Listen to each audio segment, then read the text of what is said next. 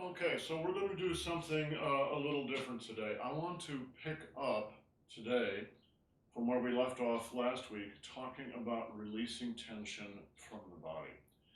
And we'll do this maybe every other week for the foreseeable future, because there's a lot of ways in Tai Chi and Qigong that you release on purpose. And today we'll work on the shaking that we do every day to end the sessions, and also the final qigong where we reach up into the sky and reach down to the ground. And I'll explain all that. But before we get into that, I want to watch a video, and this is actually a fairly long video. It's about 13 minutes long. So grab yourself a seat, get close to your computer, and we'll watch this. And as we watch it, you're going to see both human beings and animals. And I want you to watch their bodies and also listen to the speech that's going on. And maybe we'll talk about it. Maybe we'll just let it sit there and percolate for a while. Okay, let me cue this up.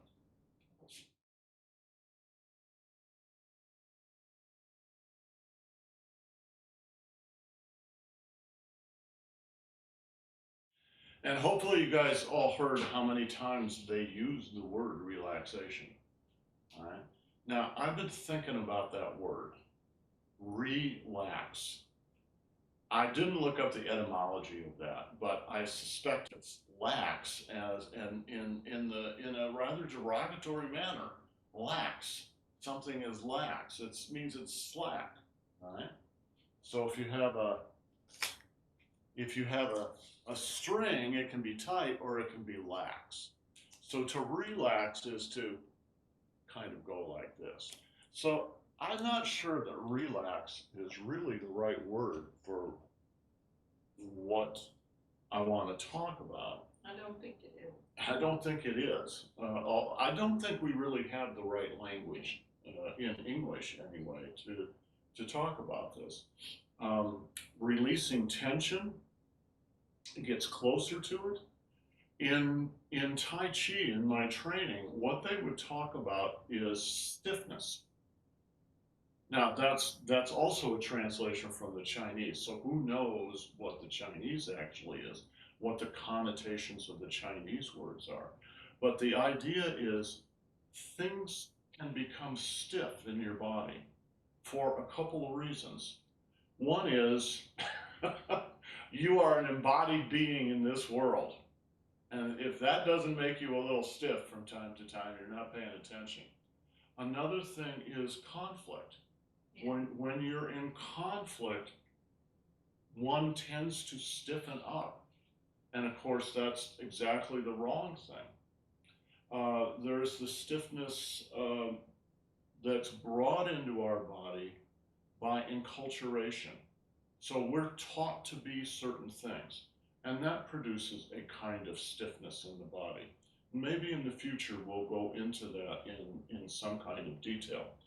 But much of the training in Tai Chi, although they don't specifically say this, when you've gone far enough into the training, you look back and you go, oh, a lot of this training was about letting go of that stiffness.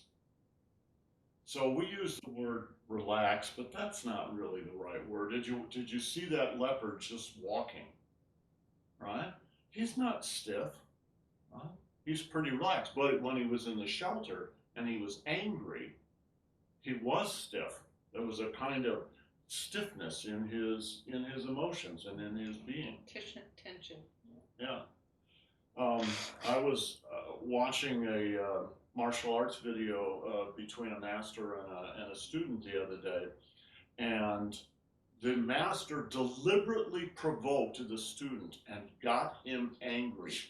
And the student attacked him, and the master came right up close to killing him. Not really killing him, but where the student would understand that if he wanted to, he could kill him. And what the master said to him was, never attack anyone when you're angry. just don't do it. Jill, do you have a thought?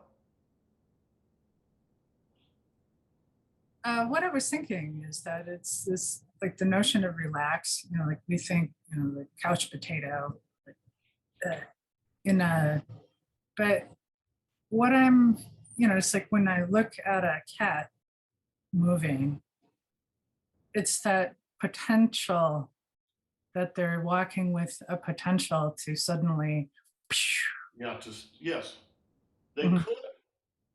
They could. So, in a certain way, that puts its finger on what Tai Chi training is really about. Is it your conscious choice to do something, or is it just an unconscious reaction? Is it a conscious response, or is it an unconscious reaction? And what we train for in Tai Chi is through the physical body.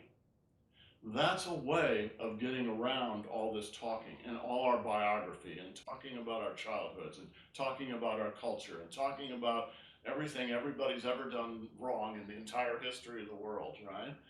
You don't talk about it.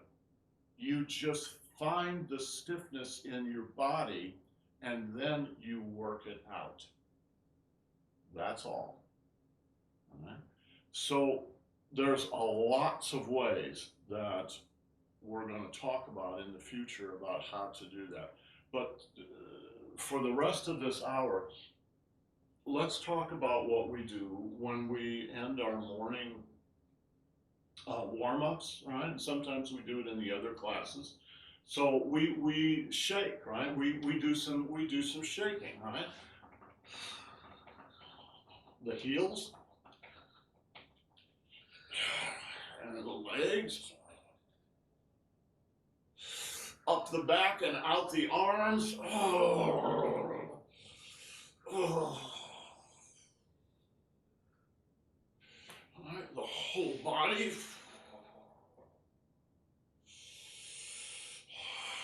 The Dan Chin and the Dan Chin.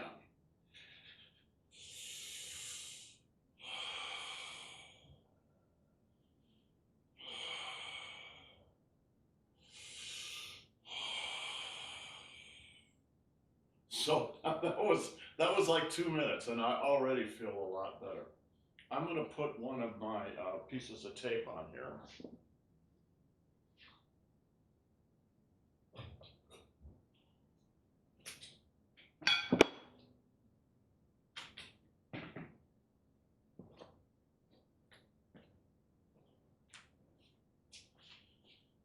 Right? Watch the piece of tape.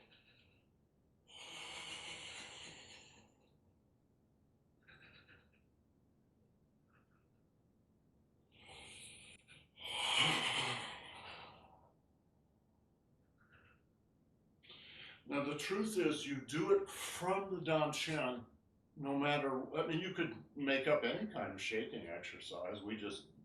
I picked some that are very common, right? But you always do it from the center.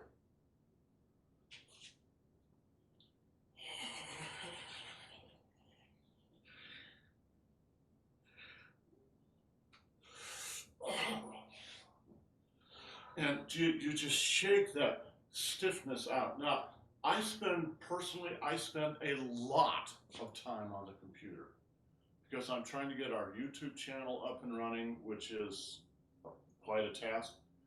I've been working on the website, et cetera, et cetera.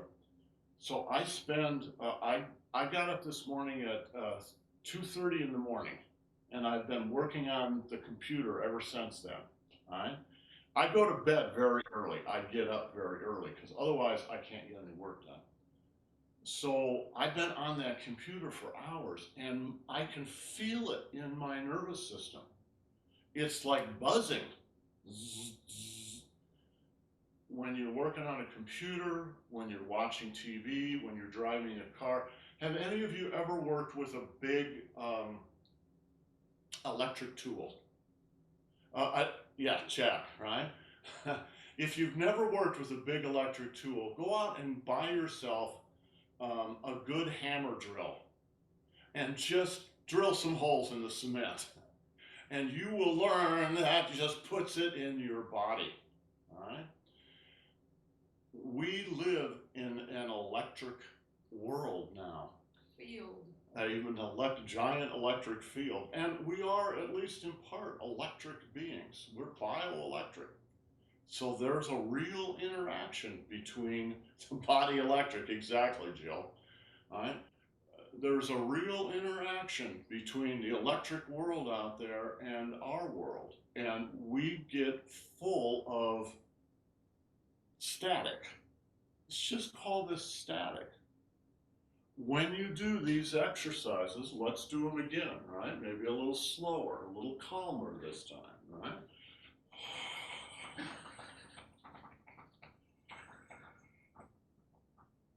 Now, this one is interesting because you're just clicking your heels on the floor, and you could just click them like this.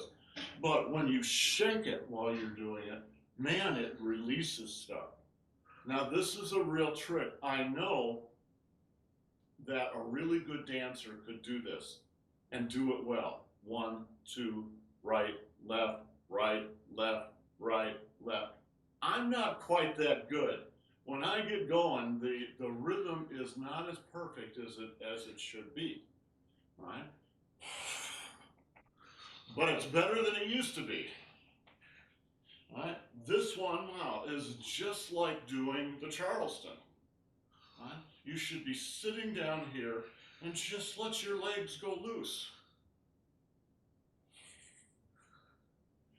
My favorite one, right? After you've done this, bring it up your spine, out your shoulders, and out to the tips of your fingers. And just relax it, right?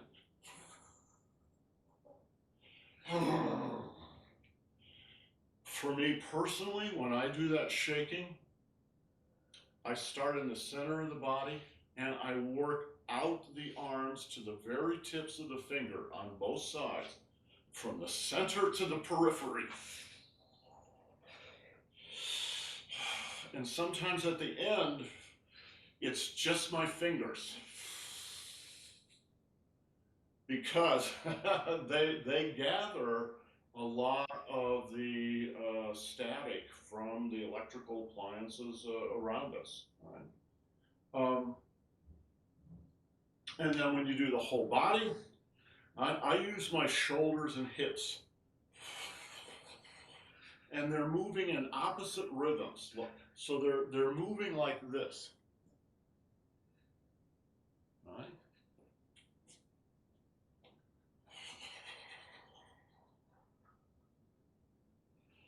From the dantian.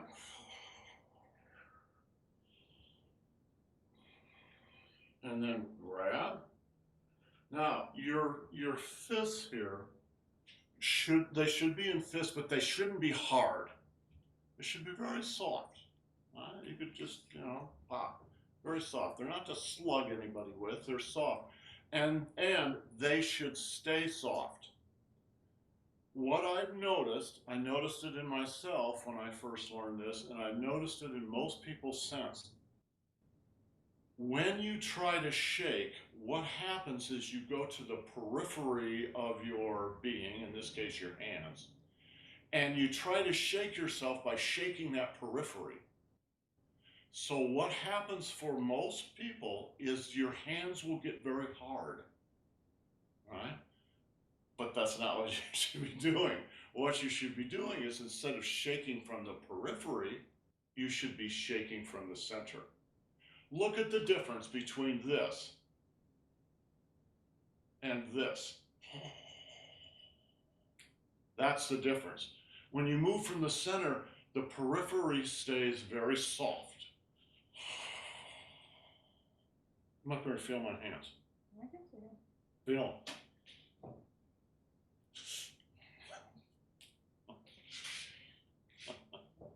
Right?